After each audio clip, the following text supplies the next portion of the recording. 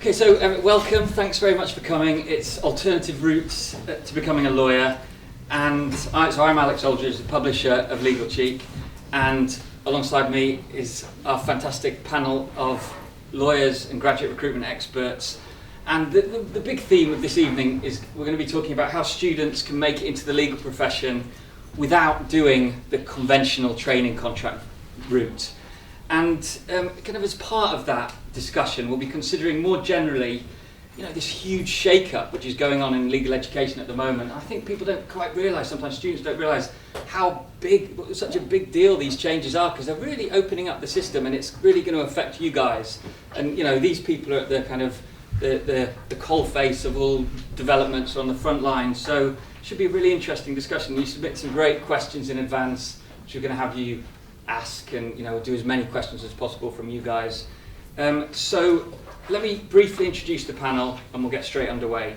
So at the far end of the panel is Kate Ace, who is one of the co-architects of Mayor Brown's Earn While You Learn routes of qualification. So it's like an apprenticeship, but it's actually not an apprenticeship in some ways because it involves a law degree. So students work full-time at the firm, completing their law degree, full LLB and then LPC at the same time, and then they're sort of automatically put through into the stream of trainees. They earn the same money as trainees, crucially, and then they qualify as a solicitor without doing a training contract. So it's just at the beginning of these kind of things at the moment, but these things could get really big in the future. So next to Kate is Caroline Walsh, who is Head of Graduate Recruitment and also Apprentice Recruitment at Clyde & Co, another big city law firm. And Caroline led the rollout of the firm's non-graduate apprenticeship programme in Manchester last year, which has been rolled out in London this year. And she also heads up Clyde & Co's graduate recruitment as well. And that, is one of the biggest graduate recruitment programmes in the city. Clyde & Co take 50 trainees annually. And then we have Eleanor, 6 panellists. Eleanor, who's the Clyde & Co legal apprentice who's just recently joined the firm in London. Okay, great. So there's the introduction. I've saved you a job. Nice mystery panelist. And then we have Priya Krishnan, who is Director of Legal Education at Barbary, and also a former in-house lawyer at JP Morgan.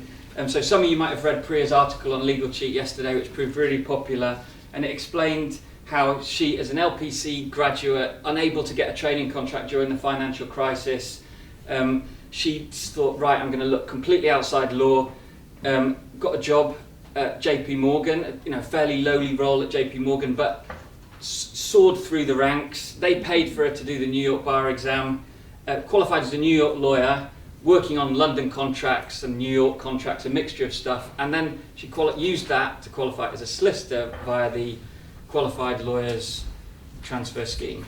And next to Priya is Julie Brannan, who is Head of Education and Training at the Solicitors Regulation Authority, and the person who is in charge of making all these big decisions that are going to so much affect you guys and other students like you over the coming years.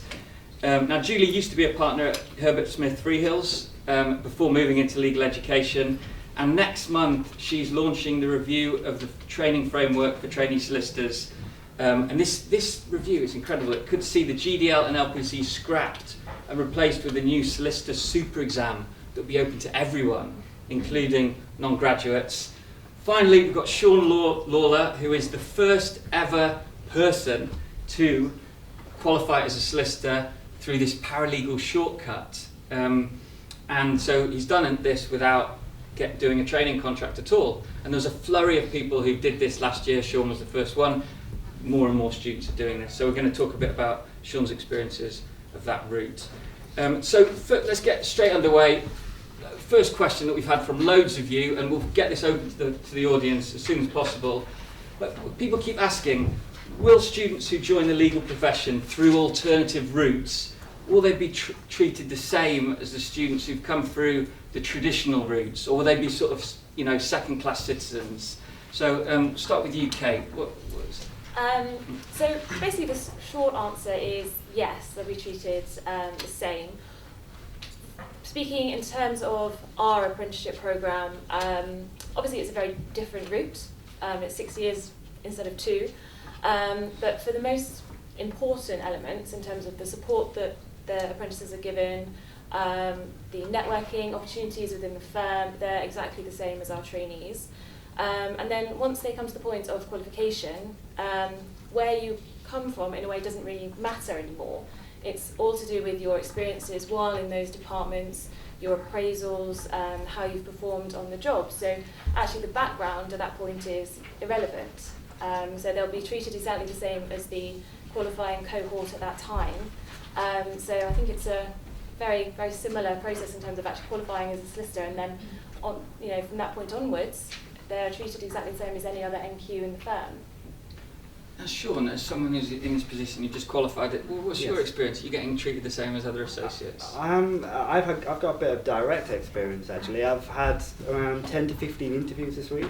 I'm looking to move firms at the moment, and the question has been coming up in relation to the experience I've had and how I've qualified, and it's actually had a lot better of a response than I thought it would, to be honest. I've been able to show the experience I've had through my paralegal work and show people that it's not only being a lawyer is only half of the battle sometimes. It's more about looking at the kind of clients you can get and going down the more business route as well. You can, as long as you can show that experience, as long as you've got the quality of work that's being done to the same standard, that's the main thing. So it's had a good effect.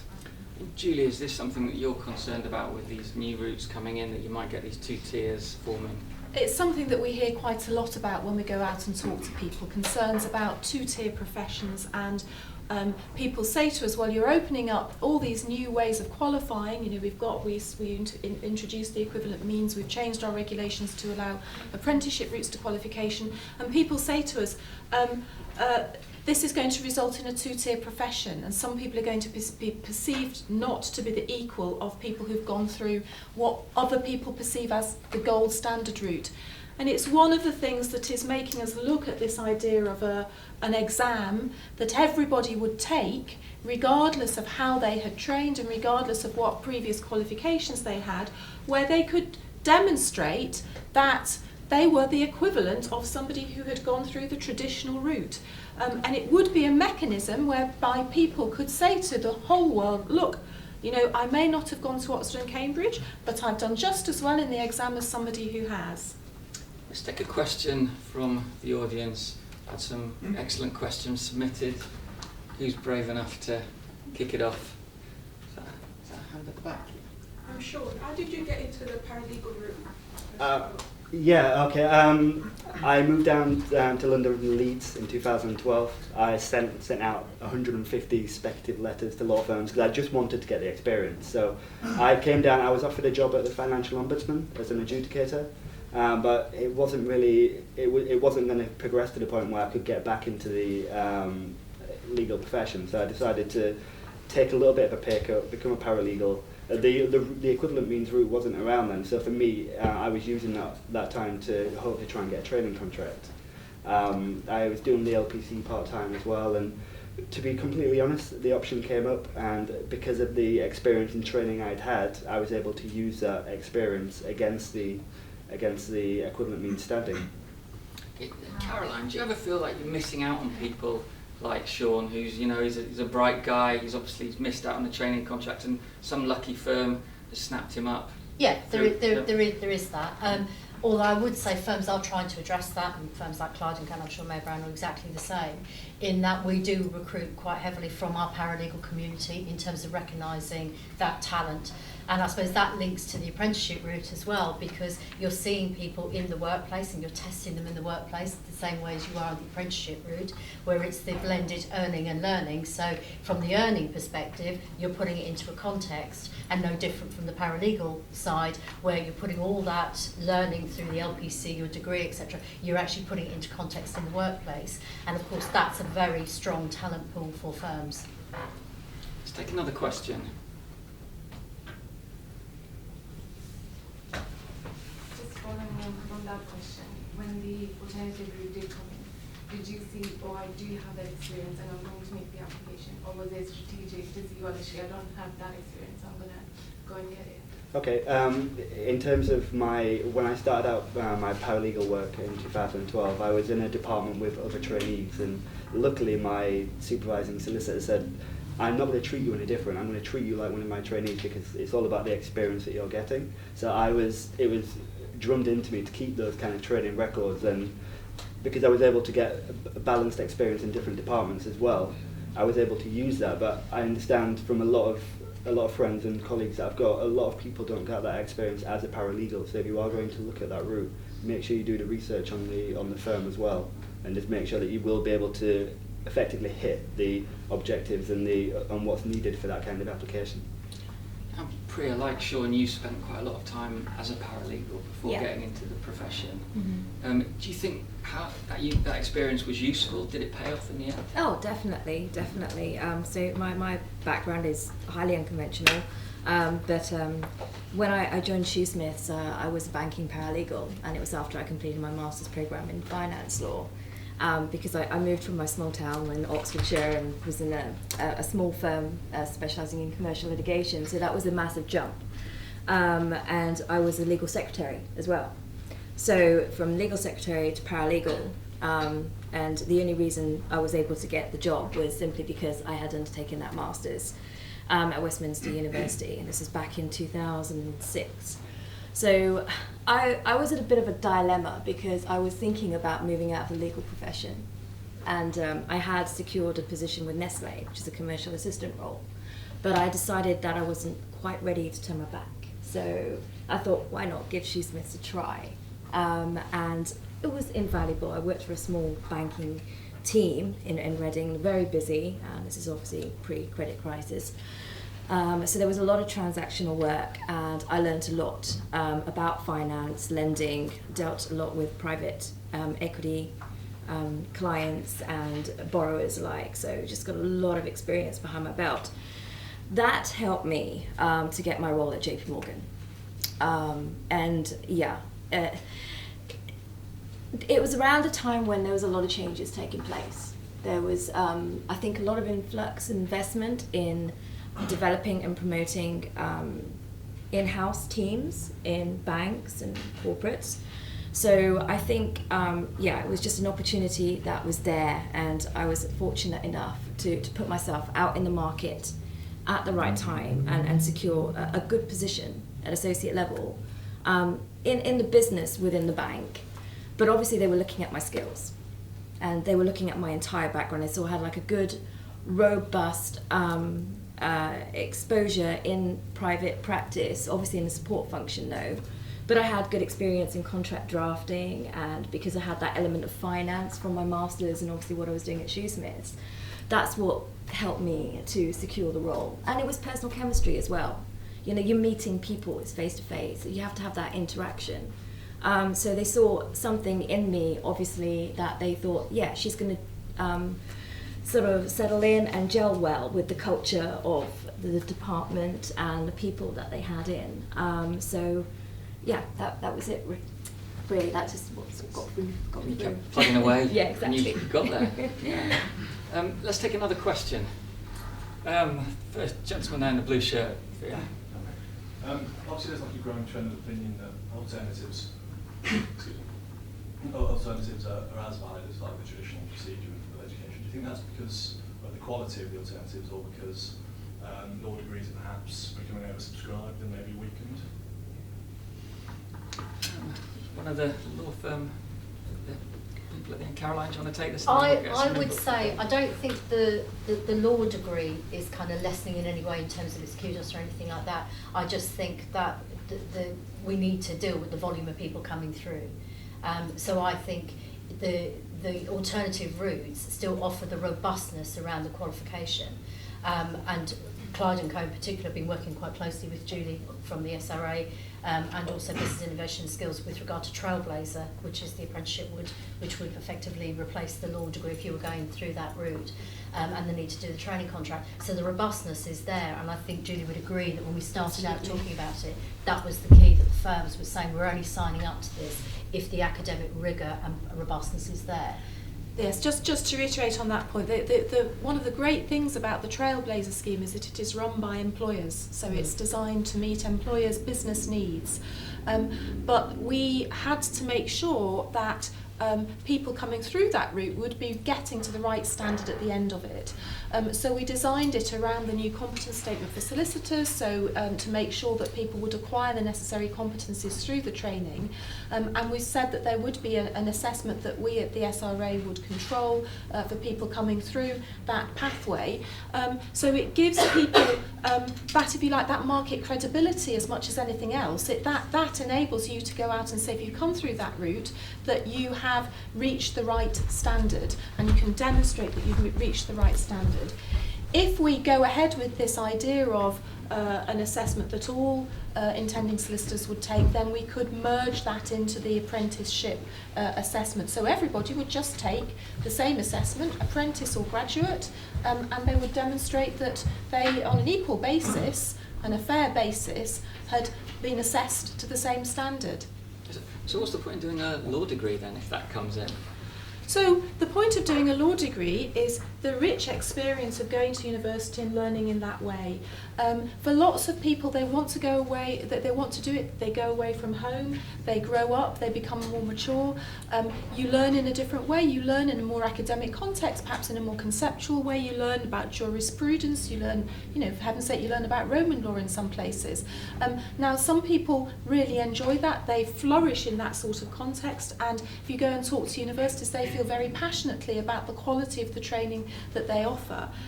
So I think there are lots of great things about a law degree, and I wouldn't in any way seek to denigrate a law degree, but we have to recognise that different people learn in different ways. Some people flourish in that context, other people flourish through being in the office environment and having a very much more practical approach. And that's great. That adds to the quality of the profession, and we've just got to find a way to make sure that we measure people coming through on a fair and consistent basis. I suppose we'll take a few questions in a second. I suppose it makes it very different from other jurisdictions, though, if these changes go through. For example, like if you want to do the New York bar exam, you have to have a law degree, right? You have to have of some form. Yeah, You the can- equivalent of the JD, Okay. so the 3-year LLB, which and- you all study is. And I think one of the criticisms levelled at the SRA with these, potential changes is that, you've got the US, Australia, all these jurisdictions, very rigorous academic training is required in order to become a lawyer. Whereas in the UK, it would be just sort of saying, it's very, very open, and people are worried about it devaluing the brand of solicitor, which is what you guys are all, working towards, I guess. And if all these people come in and do it, then, solicitor just becomes like any other job in this qualification. You work to get into the kind of special qualification of solicitor, and they take it away from you. So what's your response to that? So my response to that is that in some ways we already are massively out on a limb in this jurisdiction, because most other local law societies or local bars set their professional exam. They control the standard and they set their professional exam. You talk about the New York Bar, it's called the New York Bar for a reason, because it's set by the professional body to make sure that people coming through have the right professional standards. In this country, in 1993, when we introduced the legal practice course, which actually in its time really moved on legal education, and again I don't want to denigrate the legal practice course, but what we did is we devolved the assessment of intending solicitors out to universities. And so we have a system in this country where we have something like over 100 universities that offer the qualifying law degree. We have something like 33 universities that offer the GDL. We have 26 LPC providers, and then we have over 2,000 law firms that offer training contracts. I think often people in other countries, or indeed consumers of legal services, would be surprised to know that all those assessments are different. They're all being offered by different organisations. The universities are all setting their own exams and marking and writing their own exams, and there isn't actually one equal and fair and consistent assessment that tests everybody coming through the system. Let's take another question. Hi, my question is for Priya. With the bar of the course, did that prepare you to only take the New York bar, or would you be able to take the bar in any other state in America? Well, New York bar exam is you obviously have to prepare for the multi-state day, and then you have the state-specific day. So for the multi-state day, it does prepare you. So it prepares you for partial of the exam as a whole. Although there are some changes that are taking place in July, so that's just going to muddy the waters somewhat. But yeah, you need to do the bar review course for the relevant state in which you want to qualify in. Yes. From the perspective of a recruiter, what are the benefits of choosing someone without a formal qualification over a candidate who has completed their training contract? That's an interesting question. Kate. So do you mean if you were to recruit someone who's gone through an apprenticeship program? Or any other alternative means?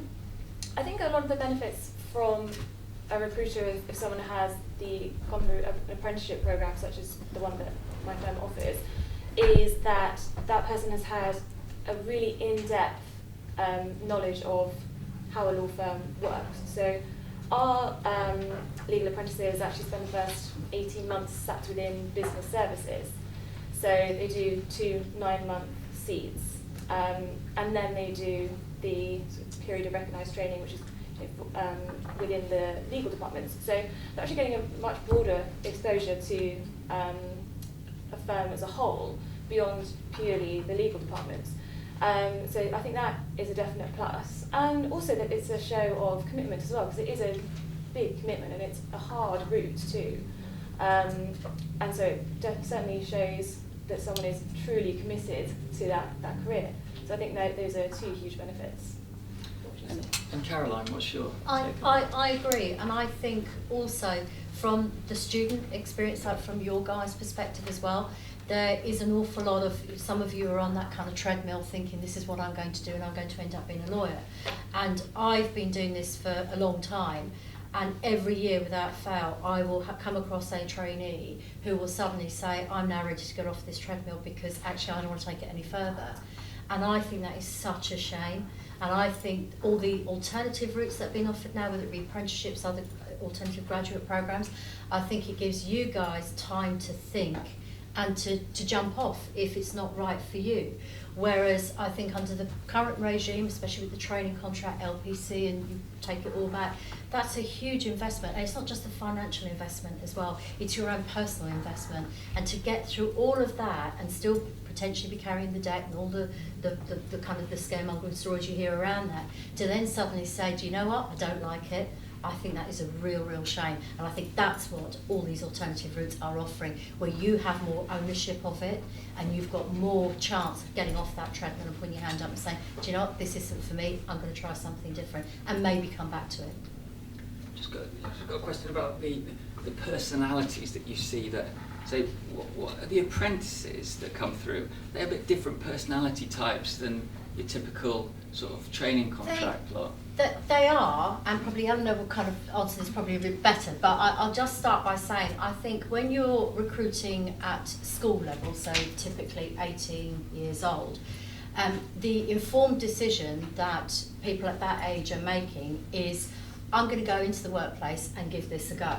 And if it doesn't work, then maybe I can still go back to university. So you've got that kind of flexibility.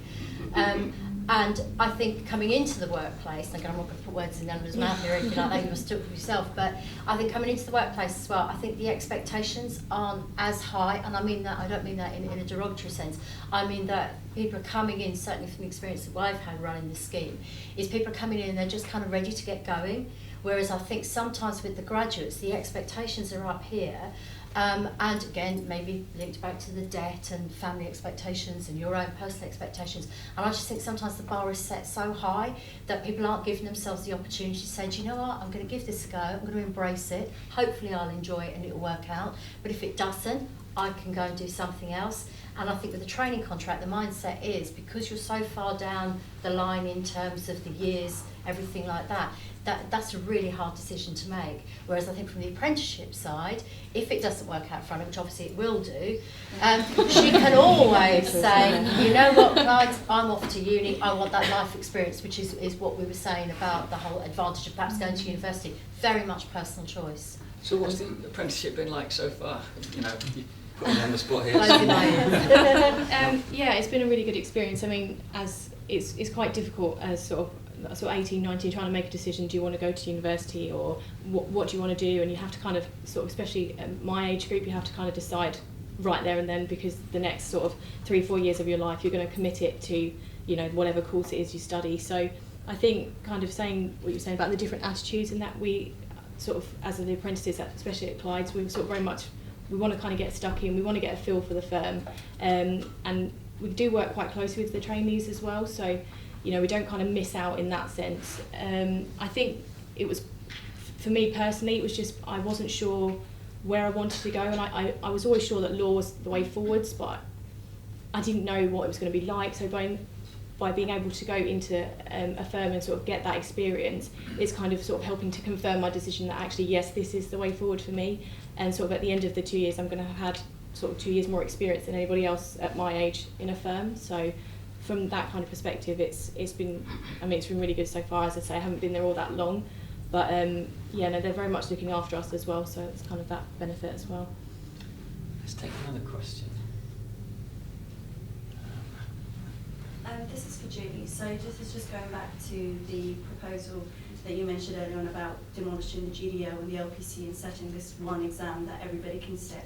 So how do you feel that, how will having one exam will tackle the issue of having lots of graduates but not enough spaces, not barely few numbers of training contracts offered? Okay, so our proposals are all about addressing standards, so making sure that the standards required to enter the profession are right, and that people who can meet those standards can enter. So we're not in the business of wanting to set quotas or restrict places, because actually what would happen if we did that, we would be saying to people, well, sorry, yes, you're able to pass the exams under the existing system, you're able to pass the GDL or the LPC, but sorry, we're going to set a quota, so you know, we're not going to let you through. And that seems to me, first of all, that it wouldn't be fair. I'm not quite sure how we would do it. So what we could do is we could restrict the numbers of places on LPCs. We could say to the LPC providers, you can't offer more than a certain number of LPC places. And in fact, when I started teaching the LPC, there were quotas for LPC places in those days. And actually what happened to us is that we ran a popular LPC and we were oversubscribed about twice. But we weren't able to expand to offer places to those students, so they had to go to less popular LPCs to get a place. So we could say under the existing system, you can only have a training contract, you can only start the LPC if you've got a training contract to go on to. If we did that, I think what would happen is that you'd reduce the number of training contracts, because we know that law firms, not all law firms do want to recruit 2 years in advance. Some law firms find that their business is growing, they want to expand, and they want to have the flexibility to offer a training contract, because look, actually we've got a shortage of labour in this particular department, let's go out and recruit a trainee to help us with that. So there is a risk that you actually would shrink the number of training places if you imposed a quota rather than increasing it, that you would be artificially restricting people's ability to come through and have a chance to qualify even though they were good enough. And we also know from experiences in other sectors, in teaching, in medicine and so on, that it actually never works, because you can't predict the numbers of places that the economy needs or that the sector needs. So, you know, in medicine, they recruit people from overseas because they haven't got enough people to staff the NHS. In teaching, where actually you'd think you could, at 5, you just have to look back and see what the birth rate was 5 years ago. You could predict really closely with the number of teachers that you need, but they still get it wrong, and they still go through periodic shortages of teachers, or then too many teachers. So it's actually something which is very, very hard to do. And my final point, I think, on this is that I think the other experience is that the earlier you recruit in the system, probably the less close match you get between people who actually have the skills to qualify, because at the moment you're recruiting people off a university course and you don't know what they're going to be like in practice. So I think that there are lots of reasons why actually I would fear to go down that route. I'm not sure that it would be in students' interests or in the profession's interests or in the interests of consumers of legal services. Another question, right at the back. Hi. What about mature students who didn't really have an education when they were younger? So no GCSEs, no A levels. How do they fit in trying to get these training contracts that are aimed at AAB? So, for mature students, could a mature student, for example, come through and do an apprenticeship? Yes, absolutely. AAB is just in line with what we expect for our trainees. If someone was able to show an equivalent qualification, so we certainly had applications from people who had done different qualifications following GCSEs. So it's just an equivalency. We do need to ensure a standard because, as I said before, they are treated exactly the same as our trainees at the end of the apprenticeship, and they are going to be qualifying as solicitors in our firm. But certainly I think maybe the set does lend itself more to a school leaver going straight into an apprenticeship, but I would hope that it does also attract maybe mature candidates or a career changer who can't commit themselves to full-time study and would be more suited to working full-time and part-time study. But unfortunately there is the standard requirement, but if someone can show the equivalency, then they would certainly be considered. Julie? Yeah, just to add to that, we do at the moment have a mechanism under our training regulations to allow mature students who can demonstrate through, for example, their experience in the workplace and equivalence to a degree. We do have a mechanism for them to be able to come through and do the GDL and the LPC. So that there we are. You see, so that's not my issue. My issue is now getting that training contract. Yes, and that's absolutely right, and that's what I was going to say, because we have had some experience in the past of people who've come through that route and then have found it quite hard to get a training contract. Now, I hope that's not going to be your case, and I'm sure you'll be able to demonstrate your great talents. But that's another reason why, having an assessment where everybody's assessed to the same standard might help. That might be your calling card to say, I've come my own wonderful route through, and this is me. This is how I can demonstrate that I actually am the equivalent, have got the competencies that you, law firm, are looking for. I'll tell you one thing that I note a little bit relating to this as a legal market observer is that the graduate recruitment criteria imposed by the big city law firms is actually often it's more flexible than you realise when you get below the surface. So they have it all on their brochures like AAA or what, but actually you forget it's only people on the other side of that, often not that many people, sometimes just 2 or 3 people going through these applications. So if you can some way worm yourself in and kind of meet these people at events like this, this is what networking's for, meet them, make them remember your face, your name, get on their radar a little bit, and you can get in. And I'll tell you one little... You should laugh, it's true. That's what got me through. Yeah, exactly, you see, it happened. Give that career going to JP Morgan, it wasn't looking great at that point, working as a paralegal. It does happen with a bit of good networking. And I'll tell you another good story is a guy I know who's got a 2-2, and he ended up at a big city firm, Kingwood Mallison's, paralegal there for years. He paralegaled at Mishcon de Rea for ages, wouldn't accept him because he was below the graduate recruitment criteria.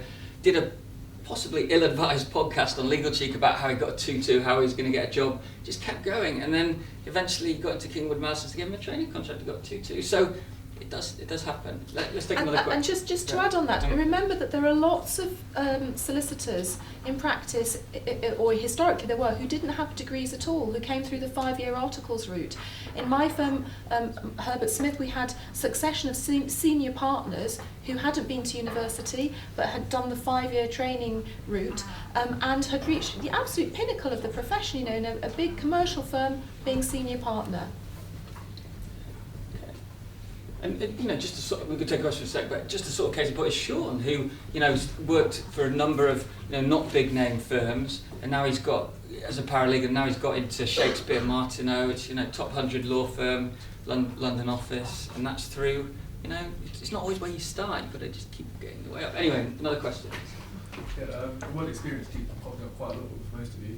I'm not currently doing a law degree. I'm doing forensic investigation. I'm doing a year law placement. Would you say that would you say that the fact I'm not doing law would it hinder my chances of getting a training contract or any sort of position? No, not at all. I mean, at the end of the day, if you're on a path that you want to pursue a legal career, it's only you that's going to stop that. In terms of, it's going to be your passion and your drive and determination to succeed. I think what you do need to do is you need to be realistic, and a bit like your situation is in terms of, well, what are you bringing to the firm that they're going to suddenly open their eyes and think, oh, actually, we need somebody like you. And it is about the blend and the mix. Our strategy, in terms of my strategy for recruitment of trainees, is to have a blend and a mix. We don't want people who are all the similar age, similar background, similar universities, all degrees, same degrees, all the rest of it. You want that blend and mix. So we have quite a lot of career changes, and I think you'll probably be quite surprised at how many are career changes. But what you've got to do is set yourself up in terms of, right, I'm not doing what would you perceive as the conventional route, so what is my selling point in terms of me achieving what I want to do? So you've got to be practical as well with your background. If that's your interest and that's why you're studying that, then you want to choose a firm that's going to be relevant to you. Does that answer your question? My question to Julie, in terms of the model of this exam that's being proposed, could you shed more light on how it would be the model? Would it be like a New York bar, for example, and then what would be the effect on the QLTS? And if a person does a law degree and there's someone who's doing another, how are you going to find the eligibility? Like, how would that have an effect? And what would this be international in terms of, probably, like, you can qualify the New York bar if you have a UK qualification. How's that going to reciprocate in terms of this bar exam? So just more light on what the effect is. So what we are thinking about, and this is sort of current thinking, and obviously no decisions are yet taken, but are that we would have, it wouldn't be quite like the New York bar exam, so it would have one part which would test knowledge, but it would test knowledge in the sense of testing candidates' ability to apply legal knowledge to solving clients' problems. So it's not a memory test, it's actually very application, using your legal knowledge in the way that you have to use it as a solicitor. So that would be part of it, that would be the first part, and then the second part would be skills tests. So we recognise that to be an effective solicitor, you need to be able to interview your client, to advise them, to undertake legal research, to draft documents and write letters. So there would be those sorts of skills tests, and those might take the form of role plays with standardised clients, or in front of a standardised person playing the role of the judge. Or it might be computerised sort of case study exams where you have to go and do a piece of research on a case study and then work out the solution to a problem. So that's the sort of thing that we're looking at. So it's not a return to the Law Society finals that I did many years ago, and I think it is probably a little bit different. You will tell me, Priya, to the New York bar. So that's our thinking in terms of the design of the test, and it would be set at something around graduate level. So it would be that sort of standard, and that's so we would be able to say to the solicitor, to the global community, the qualification that you have to take in order to become a solicitor is a robust, tough qualification, and it's a test over time and covering all these different elements to make sure that you are competent and have the necessary competencies to practice. I would say there are similarities in the sense that it's a combination of your legal knowledge and also your practical lawyering skills, and also the fact that it's a centralised form of assessment. Yeah. I think that's the key thing here. So it's only New York bar 5 months, right? It's an intense course. The bar review course that we offer is around 5 to 6 months. That's right. Because it's obviously an international bar review course. In the US, they complete their JD and then they have like 8 weeks of summer to sort of get ready and cram for the New York bar exam. But over here, although there's a lot of similarities in terms of majority of the law being based on English common law principles, there are some laws that are centric to the US that are not familiar to us, as well as the form of assessment. We're not used to it over here. So it's a combination of getting you to grips with the law, as well as refining bar exam technique, which is why we have an extended period of time for you to complete your studies before you go out and sit the exam out there. Sure. Do you think the idea of like people in London, as it's such an international city, doing foreign exams is going to increase? Because there was an announcement that Latham and Watkins London office, they want all their UK trained solicitors now, I think, have to do the New York bar as well. They have to, is it? I think so. I think that. But and do you think this idea you're going to get, London, very international city, it's not, it's a bit of a city-state really. Do you think you're going to get people doing all these different international qualifications? I must say, when I completed the QRTS, I did come across a pool of candidates that just seemed to be bar hopping. Okay, that's an interesting really talented individuals from all over the world who had at least 4 to 5 qualifications behind their name. And even at JP Morgan, it was the norm to be qualified in at least 2 jurisdictions. So it is a trend. I had a question. If the new exam brought in, how would that work in terms of the equivalent means applications? That's a relative, very new application. I'm guessing it would have to be scrapped. Yeah, I mean that's right. If we brought this in, then we would be saying that everybody who qualified, no matter through what mechanism, would fall to be tested through the assessment. And one of the concerns that we have is that we do have these lots of these different pathways at the moment, and increasing numbers of pathways. And we think that is a good thing. But we've got the qualified lawyers transfer scheme, we've got the traditional LPC route, we've got the equivalent means, we've got the apprenticeships. And we haven't got a mechanism to compare the different routes and ensure that people who come through those different routes are meeting the same standards. So this is what that would bring. Yeah. Sean, how would you feel about that if they ditched the equivalent means so soon after bringing it in? Well, it would have make a difference to me, but in terms of just on the point of the actual application, I would argue that doing the equivalent means application, because you have to record every single outcome, you have to evidence the outcome, it has to be signed off by 2 solicitors, is very, very intense in terms of going through that process. And with a training contract, yes, you have to keep training records, but realistically, would all solicitors do that? I'm not too sure. I mean, they're supposed to, but... So you would argue that actually we ask more of people who come through the equivalent means route? I'd argue that, yeah. It did sound hard. I think the other thing about equivalent means that's very hard is you have to do all the different practice areas, don't you? Which is not. It's exactly the same. So three balanced areas in 3 different areas of law, 1 contentious, 1 non-contentious, and you have to go through. If you look at the application form, it's 50 pages long. It's every single outcome has to have some kind of scenario where you can prove you've done that and get that signed off as well. It's quite intense. And I think it's fair to say that we have not had a huge number of candidates who have come through this route yet. I mean, we're still probably looking at fewer than 30 who have qualified through this, and the route's been open for about 18 months now.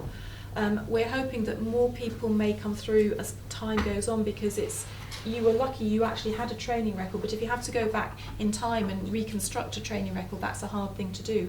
Whereas if somebody's aware of it and actually gathering the evidence as they go along, that may make it easier. What about the city firms? Have you seen many of your paralegals wanting to do equivalent means?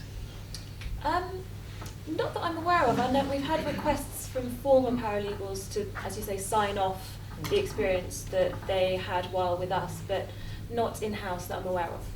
No, I would say the same. The early qualification, taking recognised paralegal experience into account, that's very popular. But no, not the other. Yeah. Would you say if you were applying for a paralegal role, you should make that very clear from the start that that was something that you would intend to do? The alternative means Do you want me to say? Sure. Yeah, in terms of my experience, it's dependent on the firm really. In terms of myself, I was offered a training contract at my first firm on the basis of completing my LPC, because I was doing that part-time as well. And then it got to the point where I'd finished my LPC, and then so I was still doing the LPC, but they wouldn't offer me a training contract until it finished. So I was in a position where I can actually self-certify myself through the equivalent means and pay the £600 fee. and effectively take that risk, because I was one of the first people to come through, there was nothing really to compare that to.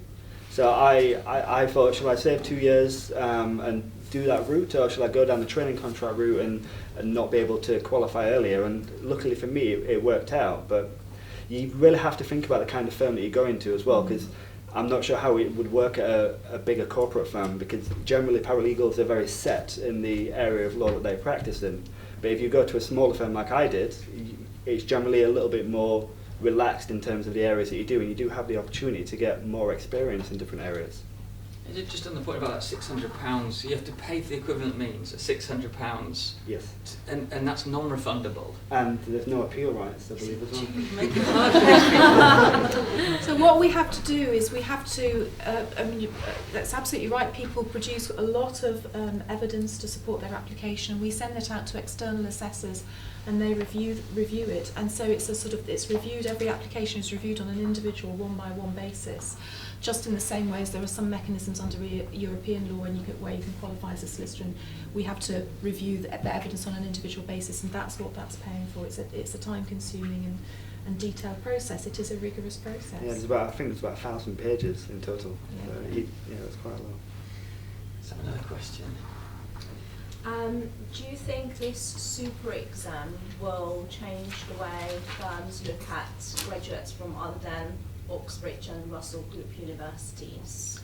So we would hope that if candidates are able to come through and show that they've done well in the assessment, that this will encourage firms to, it'll be a mechanism for them to distinguish themselves when, 2 1s and above, that's what most firms want. They want 2 1s and above. 70% of all graduates from English universities have 2 1s and above. So it is potentially a mechanism for people to be able to show, look, I've got what it takes through that exam, yes. Yeah, the Oxbridge question, I mean, how important is that? Because some of these city firms, they do love your Oxbridge candidates. Not these city firms here, very open-minded ones, but... No. Again, it goes back to my point, it's the blended mix. I genuinely, as a firm, we do not go out onto campus and say, right, here's our Oxbridge quota, here's our Russell Group, here's our number. It doesn't work like that. I think it was Alex, you said right at the beginning, this is a personal business. This is about people being the right fit. And quite often, when you meet somebody, especially if they're through the door on the back of their CV, whatever, it's about them and what they're bringing to the business, the personality and fit, not necessarily where they're from. And I can't obviously give too many trade secrets away, because no doubt if you all apply, you may well be interviewed. But when we're sitting around the table doing what we call the wash-up session, which with the partners and everybody who's been involved in the recruitment process, quite often the acid test is, would you put that person in front of your client, yes or no? If they pause, it's a no. Would you share a room with that person for 6 months? If there's a pause, it's a no. It's not rocket science. It's a people business, and it's about your clients, your team, that collegiate atmosphere, all the rest of it. And that's where, if you were just going to set your quotas, you wouldn't recruit. You'd be, you need to recruit quickly. You need to see people, get them in the door, and I think it would be quite dangerous recruitment. Yeah, I would absolutely echo that. We have always made an effort to recruit from as wide a pool as possible, because it makes sense. We're never looking for clones, because we work with so many different types of people. You need people from different backgrounds to relate to all those different types of people. So it's really important for, I think, any large city firm to have a diverse workforce. So I think if you were purely recruiting from a very narrow pool of universities, you simply wouldn't have that mix. And I suppose you back that up in that you're doing your Earn While You Learn programme with Yes, the University exactly. of Law, not Yes. traditional uni. So you've already asked the question, but you can have another one.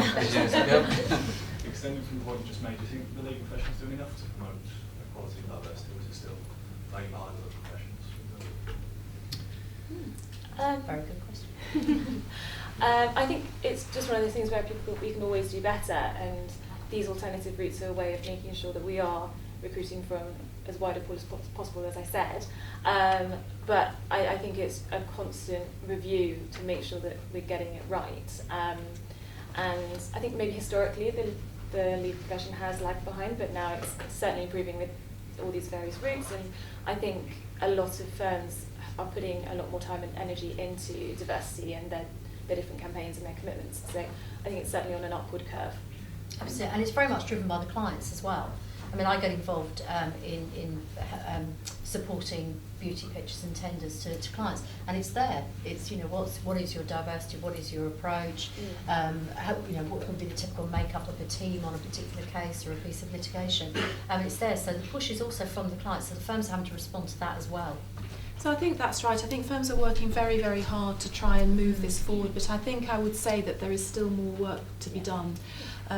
I mean, we know that, for instance, that black and minority ethnic trainees, there aren't as many of them in terms of training contracts as there are doing law degrees. So something happens. I think 37% of law students are from black and minority ethnic backgrounds, and 24% of qualified solicitors are. So something has happened. They have sort of not progressed at the same rate as other people, and likewise in terms of women, and obviously it's not just an issue in terms of admission, it's also then an admission in terms of progression through your career. So lots of work, lots of good work is happening. Law firms are trying hard, and you know, as you say, there's also pressure from clients, but I think it's something that we've not got to let up on. We've got to carry on worrying away at it until we really have a completely fair and equal admission and progression system. Priya, how does the banking sector compare to the legal sector for diversity? Well, from my experiences, it seems to be the same in terms of support and welcoming and encouraging diversity programs and schemes. Just from where I worked in the Treasury Services team in London, most of the lawyers, and it's a combination of foreign qualified lawyers, English qualified lawyers, non-qualified legal specialists, and you know, we all worked collectively as a team, managing the workload, the same level of responsibilities, because your client is the business. So it's down to you as an individual. Like the common theme I'm hearing from here is a people's business, right? So once you've won the confidence of your client and they trust you to deliver high quality work in the efficient way possible, and with knowledge and expertise and time that you invest in the organisation and learning about the business, this all makes a fundamental difference. But the point is basically, what was the question again? Because banking has a reputation as being yes, quite diversity, diverse. that's right. Yeah. We're working in a multicultural, multinational environment, and in financial services it's global, right? So you've got your clients all over the world. One day I'll be talking to colleagues and clients in the US, and next day in Asia, Middle East. Likewise, in the team in London, they're from all over the world. They speak different languages, they're qualified in different jurisdictions, and you have to show respect for the local culture in your team, as well as overseas when you're dealing with a local counsel or foreign clients. So it's just a matter of understanding that it comes with the territory, and that's why you have to embrace it. So there's more of diversity. It's there. It's evident on the ground, in-house, when you're working in a global environment, which is the case of most financial services. Take another question. We've got to come to you in a sec, but yeah. This question is for Priya. For some cases, somebody like me, for example, I'm interested in banking law. Would sorry, you mentioned earlier that you've done a master's. Yeah. Was the master's very advantageous for you in securing the training contract that you secured with JP Morgan, or was? It wasn't a training contract. It was just a paralegal role. Oh, paralegal. And yeah, basically it did, because I made the jump from commercial litigation into banking law, corporate finance, which is what I was trying to do. And the master's program did help me with that, because I did cover a lot of modules in structured finance and specialist areas, and that kind of helped me to just get, you know, a general corporate position. But it was something she turned into becoming a solicitor through doing qualifications. Yeah. Or like, first into it. Well, and then it was a stepping stone. At the end of the day, this is the advice that I give a lot of individuals is, you just have to have that end goal in mind. So what type of lawyer you want to be, what area of law you want to go into, if you want to stay at home or work abroad. And then it kind of helps you to figure out how you get to the next step. And you sort of work towards it as you invest in your professional development. And you've got to remember, it's not about just getting to the point of admission or the entrance stage. You've got to think about your career in the long term. And in that sense, that's the route that I took. I took the masters to get into corporate finance, then 3 years at Shoesmiths because I knew I wanted to move into financial services. It was something that I had mentioned donkeys years ago, like back in 2003. So it took me a while, obviously, but I got to my goal. We're nearly out of time, but I know we've got people who are going to ask questions. One of them over here. Another question. I'm currently a legal apprentice as a legal secretary. I work at Texas Law, so it's a civil law firm, but I'm really offering groups where it's really involved. Interesting. So you want to make the move out of kind of corporate law into maybe... Yeah, but you can do a 6-year route to become a solicitor, so I'll be trained in a civil law firm. Interesting. So Caroline, that touches on your point made earlier about people deciding they Yeah. want to do different things. Yeah, I mean, you need to be seeking out the firms that are going to be specialists and practicing the area of law that you want to transfer to. I mean, obviously you're going to have all that kind of wealth of transferable skills that you're getting now in your current apprenticeship. But say, if you wanted to make the leap to somewhere like Clyde & Co, we just won't do the work that you're looking to do. And that's where you've got to, it's the research part. That's where you've got to really look at the opportunities you have, but also the type of firms that you can cross over to, where your skills are going to be transferable, but also they're going to give you the career that ultimately you want. Another question. I've got to go to you first. It's just with regards to the future of the legal profession, the legal services market. Have you noticed now the big county four are now offering training contracts, such as Ernst Young? What do you think is hold for the future profession and the competition? Yeah, scary. The big accountancy firms coming in. I think you should watch the banks as well. Yeah, it wouldn't surprise me if more of the banks do offer formal training contracts. It's only a couple at the moment. Because now you have to do a numerical test as well as doing a verbal reasoning test as well. Yeah, so I'm sure we will have lots of changes in the way legal services are delivered, and that's a good thing. It's good that we have a competitive market where lots of different ways in which law is practiced, lots of different ways in which clients and consumers of legal services can access legal services. There is still this really stubborn problem in legal services, which is unmet legal need, where something like 4 out of 5 small businesses, 1 out of 3 individuals have a legal problem and they can't get access to legal advice to help them with that problem. So there's still a massive unmet need. And if we can manage to find these different ways for law to be practiced, then that's a really good thing, and it's good for consumers and it's good for the economy. Okay, one more question. Yeah. What is the cooperation with the bar on these matters? So if you're going to get rid of the GDL, a lot of people obviously go to the bar having done a non-law degree. Would someone that wanted to go to the bar have to do the same thing and then do the BPTC? Will there be 2 different options, and if so, would you have to decide before you commence either of them? So I talk very closely to my opposite number at the bar, but obviously the bar have their own regulated community, and it's a different sort of practice of law. And I should say that we have made no decisions to get rid of the LPC or the GDL.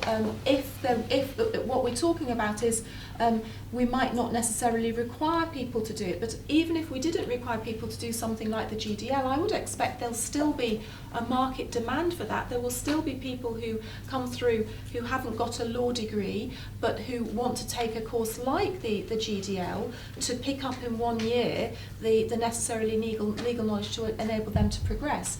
So I think it's a different market. It's a market where we don't say you must do this course. We say if there are enough people who need to do this, who want to do this, then the provision will be made, and there may be a traditional GDL course, there may be new sorts of courses that come along that we don't know yet, and again we think that would be a good thing. Okay, just to wrap up, just kind of the bigger picture theme seems to be that, you know, a lot of you guys are kind of doing, by no means all of you, but quite a few doing the kind of traditional route. Everyone here is saying, you know, there's a lot of good alternative routes, and it seems to be that you value some of the qualities that the students like Sean who've come through alternative routes have. What do you think that the traditional students can learn from the students who've come through alternative routes? Just to wrap up. Yeah, Kate, go on. I think as one of the things we really value for our apprentices and when we were recruiting people to come onto our apprenticeship program was being able to show a genuine commitment to law and to our firm in particular, because it is a big commitment in terms of the legal apprenticeship program. And I think in terms of transferring that, if you're going to go down the traditional route, is just making sure you have really done your research in terms of the firms that you are applying to, and also making sure that you can back up the typical question, which is, well, why a career in law? And being able to show that you've really thought about it in depth, being able to demonstrate it by attending events like this where you've talked about alternative routes or being members of your law society. I think the way to transfer it is really just showing that commitment and when you are making your applications. Okay, that's great. Thank you everybody for coming, and thank you to an excellent panel. I'm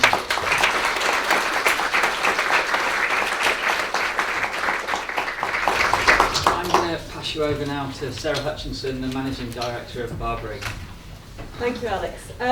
Just wanted to say, very interesting conversations. In my time in legal practice, I'm a solicitor. I've worked with Julie for many years and many of the other panel, Caroline in particular. And it's been great to hear lots of different exciting developments. I applaud you all for your interest in alternative careers in routes to being a lawyer.